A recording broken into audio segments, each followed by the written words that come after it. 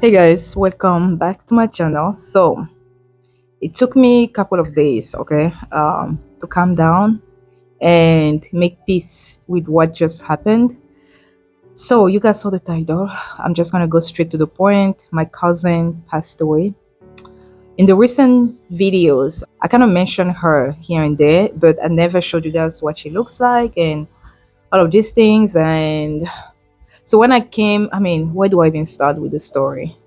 Um, I was really close to her. She was like a big sister. We grew up in the same house. My mom was like, a motherly figure for her because her mom left them when they were really children. My mom is her auntie and she's my direct cousin. And so I always knew her as the big sister that I never had. And then at some point, I think when she turned 16, 15, maybe 16, she moved out. And we've been close since then. She has two children. So where do I even go? Where do I start with the story? Guys, I was crying for the last couple of days. Today is the first day that I actually stepped out of the house because of school and my other endeavors. I'm actually getting ready to go someplace. So today's the first day that I'm like, let me dress up and let me leave the house. Okay. Let me do something because life is still, life has to move on. She's been sick for over a year. I found out, I think last December when I was here. She came home and I remember we're like going through my closet when I did the whole, like I was getting rid of some of the clothes. I was decluttering. And when I was decluttering, I remember she had lost so much weight, right? Usually, a little bit thicker on the thicker side. But when I came in December, I realized that she has lost so much weight. She was actually skinny. And I was like, oh, that's perfect because I'm actually decluttering and I'm removing some of the outfits that don't fit me anymore and it's going to fit you perfectly. So we went through an entire fashion show here, okay? In my closet, my clothes. I remember she was trying on clothes. I was taking pictures of her and stuff like that. And we're just having so much fun. But I knew she was in a bad shape, but it wasn't that bad. So I left early 2024. I think January, February 2024. I left, went back to the US. It was when I went to France. I think I was already in France for a couple of weeks. I think it was May or end of June. So in June, I remember I hadn't talked to her for a while. So she sent me a voice message, right? And she was like, "How you doing?" Blah blah blah. And her voice sounded so bad. I feel like I've already mentioned it in one of those videos. Her voice sounded so bad that I was like, what is wrong? And she didn't want to tell me that it was actually really bad. So from that point on, which is June 2024, I kind of like started taking care of her, right? Not just me, my siblings, my mom, everybody, right? But I remember being like, you need to get better. Like, it doesn't matter how much it costs, doesn't matter what it takes. I want you to get better. And I remember, even though I was in France, I remember calling my brother and be like, please get the funds, have her go to the hospital, blah, blah, blah, blah, blah. That part was done. Came to Cameroon back in July. And then I met with her and then we chit chatted. Guys, I can't even recall how many times I went to the hospitals, how many times we went to the pharmacy, how many times we went to, you know, traditional doctors, right? People have traditional medicine and stuff like that. I can't even remember how many times we've tried to get something that was going to get her in a better shape. And then at some point we found out it was cancer and but she was too weak to go through the chemotherapy. So she opted, she didn't even want to go through chemo because if you know Cameroon and you know how sometimes, anyway, I think I made a video one time where I was talking about my mom when my mom had breast cancer and then she had chemo in Cameroon, thinking it was helping and it was just getting her in a worse situation and she didn't even have to have it. But sometimes I feel like the medical system, like doctors, hospitals, is a business, right? They try to make money no matter what. So sometimes you don't even have cancer. They will be like, oh, you have cancer and you have to go through chemo.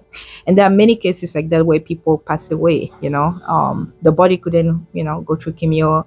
And then we eventually found out they didn't even need chemo. So anyway, um, so because of that, right, of many bad experiences, and she was scared. So she opted for another treatment, another option. And we've been following up on that. You guys have seen my nephew so many times on my videos just because I was kind of taking care of him. My niece is already in college. Last year, she's going to college. She's about to graduate this year, so she's out of town, right? So she's not here. But when she was here during I think when I came back, she was here. You guys saw her in one of my event venue construction videos. You saw my niece there. Um, so yeah, she was here and then she left for school. So at some point, my cousin got worse, right? Guys, I'm skipping all the details. At some point, she got worse. So I was like, can you just come home, please? And she was like, no, I'm good here. There's so much noise. Because she doesn't like noise. And she feels like, because I live by the street, okay, there's so much noise. And she just didn't want to live with people because she felt like people talk, if that makes sense. Um, yeah. I don't even know what I'm saying at this point. But long story short, I begged her on many occasions. So I used to always go there, right? I used to always go there, see her.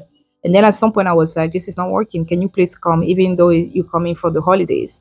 So beginning December, early December is when she actually showed up here. She came here and then she said, I'm just going to spend 3 days. And I remember thinking, oh no, you're going to stay here. Because, guys, she was sick, like really sick. She needed somebody to take care of her, right? So I was like, in my head, I didn't tell her, but I was like, oh no, you're going to stay here, stay here.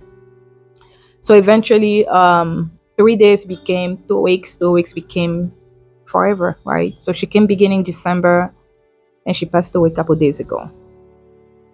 Um, the day before, on Friday, okay? Oh, I'm trying not to cry.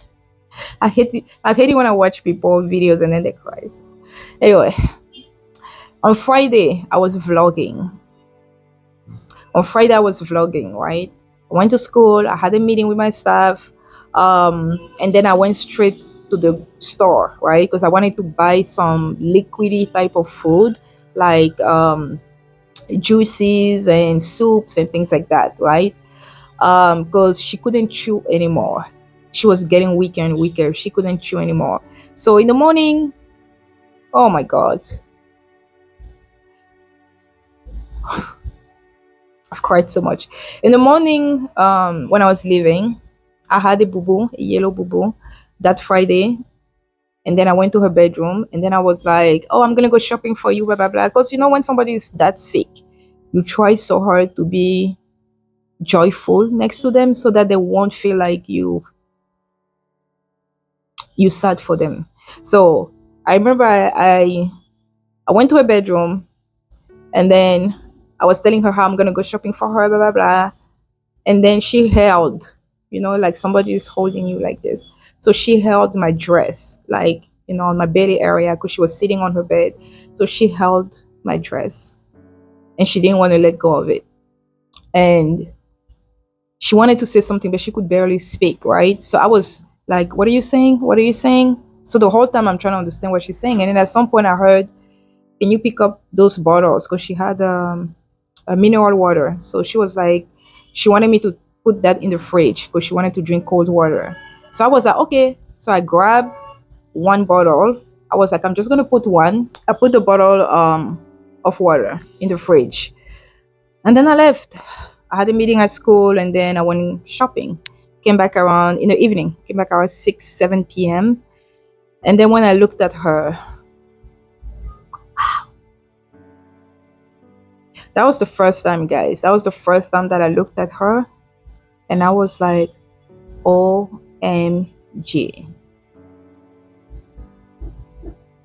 Like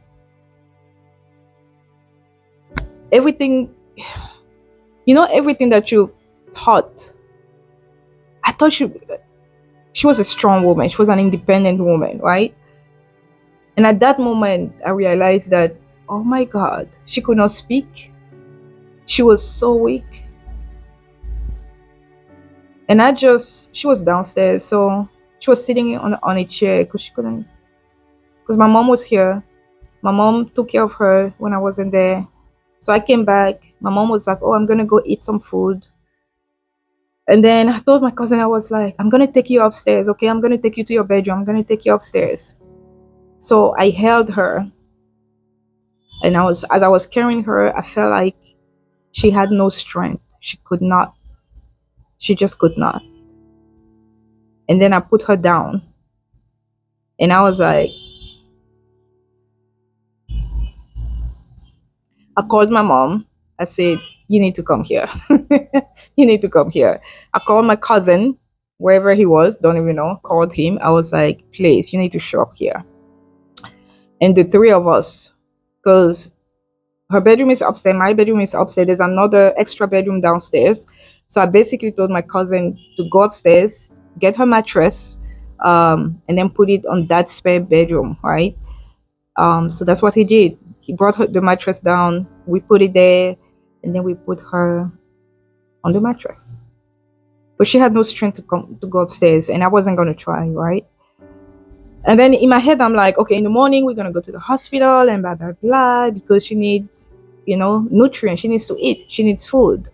Everything that I purchased from the store, everything that I was like, oh, I'm gonna purchase soup, juice, soft food, everything that I purchased. She never even tried one thing. The next morning, I mean overnight, I kept on checking on her, right? My mom was here, so she kept on checking on her as well, like the whole time. She prayed for her, all of these things. Last time I checked on her was probably around 5:30. Last time my mom checked on her was probably 6:30. And then before 7 a.m., I just heard a knock on my door. And I went downstairs and I held her in my arms.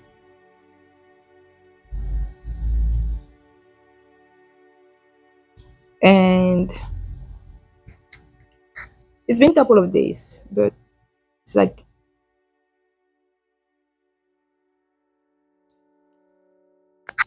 every time you think of somebody, because you're never ready, right? Like I've made peace with the fact that we are here for a moment.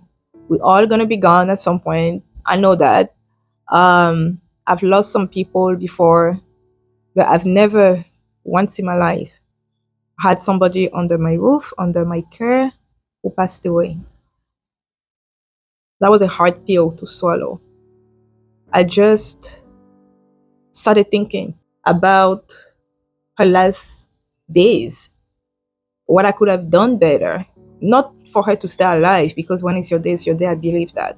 But started thinking what I could have done to make her days better. Maybe I should have laughed more with her. I should have sat there with her. I should have, helped her shower. I started going through it because I was like, she was so strong. And even though she was sick, she didn't show us. She didn't show me. She didn't show my mom. She didn't show nobody that she was sick. She was that sick, right? It was just that last day that we knew. I knew. So I think the hardest part is making peace with the fact that maybe I shouldn't have gone to school. Like, was the meeting so important for me to be there? And I really thought about it that Friday. Okay, I thought about it. I was like, do I really have to go? I can just stay here. She's not feeling her best. But because my mom was here, I was like, you know what? My mom is here. And I was like, oh, I need to go shopping for you, right? And I was so excited that day because I was like, oh, girl, you can eat solid food, but guess what? I'm gonna go buy you some things that it's gonna be good. Like I was talking to her. I was talking to her. She was holding my.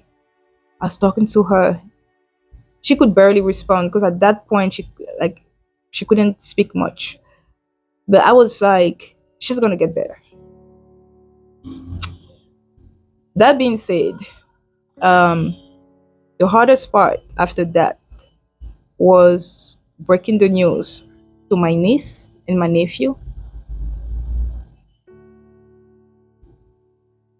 I think my nephew is 7 years old. He understands, but I don't think he understands yet. Right? So we're just gonna be there for him. And for the last year or so, we started bonding. And even whenever he comes here, Tata, Tata, Tata is auntie, right? He will always call me Tata, Tata. And I always make jokes that I have three sons at home. I have my two dogs and I have him. Because if I call on one of my dogs, he's coming. If I call on him, my dogs are coming. Oh my god. Everybody get the snacks around 4 p.m. My dogs and him. Even my mom. My mom is like, why is it that they're always following you left and right? Oh my god. So we've been gathering with the family, planning the funeral. You guys already know the gist, the drama, the blaming somebody somewhere, the hypocrites, the people who were never there but cry more than other people, and so forth, blah blah blah.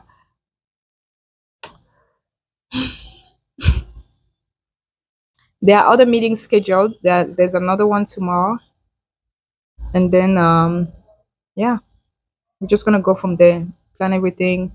My niece is still out of town because she's having her midterm exam this week. So, oh, she lost it. And I had to beg her and talk to her because I was like, if there's one thing that your mom would have wanted, is for you to finish school. She sacrificed for it. She did everything to give you a good education. So please, please, please, just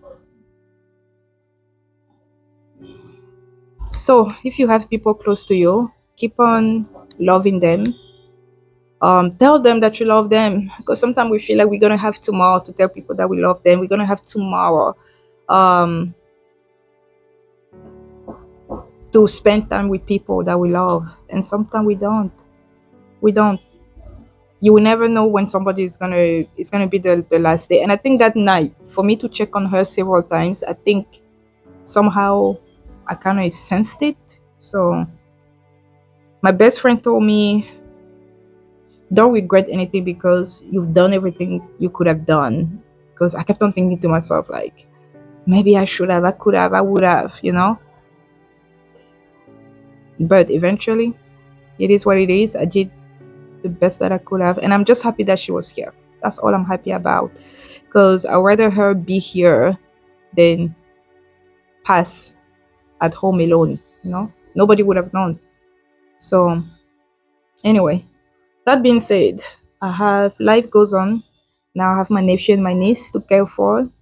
I love them dearly. So, the logistic of it all is going to be something that, you know, we eventually figure it out. So, anyway, thank you guys for watching. And I know I'm really talking so slow. I'm talking so slow because I don't even know. I don't have the words. I tried to make this video last time and I could not. I think I started and then at some point, guys, I was losing it. Every minute I was losing it. The family would show up. I just lose it. I'm better now. Okay. I'm better now. So, anyway, I'm going to talk to you guys in the next video. I don't know when it's going to be posted. Give me some time until we figure out everything, okay? And eventually I'll come back stronger, okay? The same me, the same smiling Jenny who is still going up and down in Cameroon, about her businesses, her endeavors. I'm still doing the same thing even today. I got up because I was like, okay, I need to get up and do something. So I'll talk to you in the next video. Don't forget to like and subscribe. Tell the people you love them that you love them. If you can make time to see them, it will be amazing. Yeah, I love you guys.